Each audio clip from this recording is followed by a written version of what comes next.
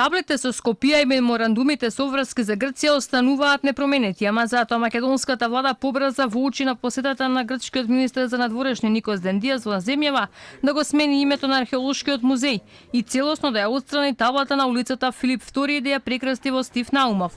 Грција била задоволна што Македонија минува сина што е договорено во нивици, ама Дендијас ги избега новинарските екипи и не одговори докаде е грчката влада со имплементација на Преспанскиот договор. Скорешни чекори беа направени и би сакал да ги препознам и да ги признам моето задоволство за тие ваши чекори.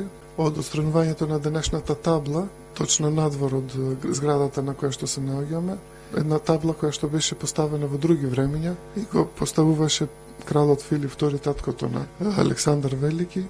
И договорени сме взаемно дека вашите предци не се наоѓаа на Балканскиот полуостров во тој период. Имплементацијата на Преспанскиот договор не е една бирократска работа, туку треба да се имплементира секое писмо и веќе 2,5 години подоцна гледаме дека постои временска рамка за имплементација. Македонската влада пак била задоволна што Грција останувала стратешки партнер на Македонија во интеграциите. Министерот Османи вели дека неимплементацијата на трите меморандуми кои беа потпишани уште во 2019 година биле технички проблем, а неименувањето на таблите низ Грција било одлука на локалните власти. И покрај сите отстапки на Македонија, Османи не мислел дека Преспанскиот договор може да биде поништен.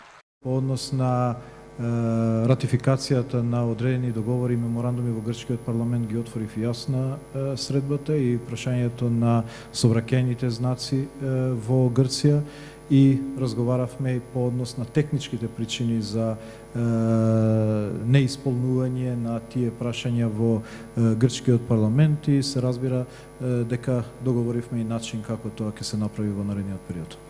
Во однос на таблите да, објаснувањето е реално дека локалните власти се тие што не покажуваат ентузијазам. Меѓутоа и по однос на тоа прашање разговаравме пошироко и мислам дека во наредниот период ќе има решение и за тоа. Во еднодневната посета на Македонија, Дендијас седна на маса со премиерот Зоран Заев и председателот Стево Пендаровски, кој до крајот на месецот според најавите треба да замине во Грција.